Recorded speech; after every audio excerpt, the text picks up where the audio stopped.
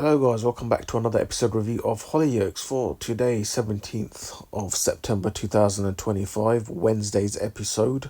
I feel like a lot has happened in today's episode. I wanted to start talking about Tony in prison being beaten up by Joel.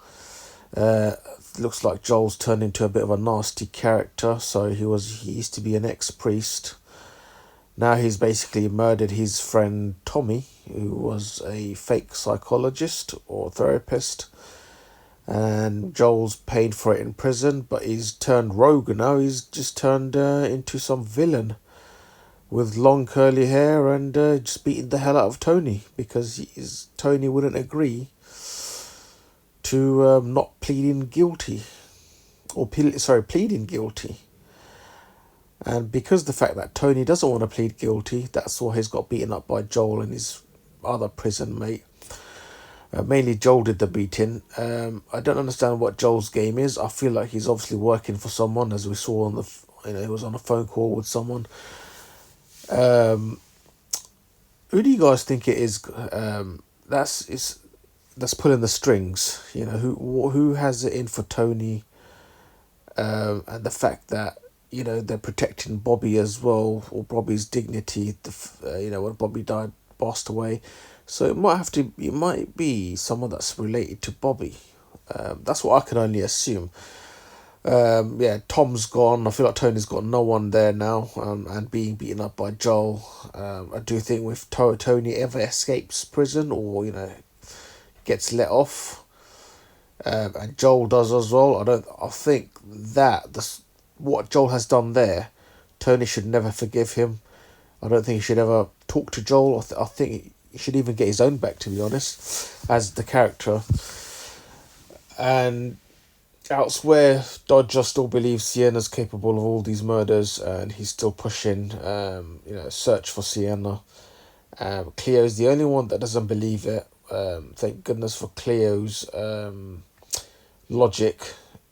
But she is feeling the heat at the moment because she's now having second thoughts about raising her child. It's a bit sad because obviously the kind of setup was that Sienna was going to help her look after the child, help bring Cleo, bring up the baby as well. So I feel like Cleo's losing out big time. I do feel very sorry for her. She kind of lashed out on Marie. I felt sorry for Marie a little bit. Because Marie's excited as well.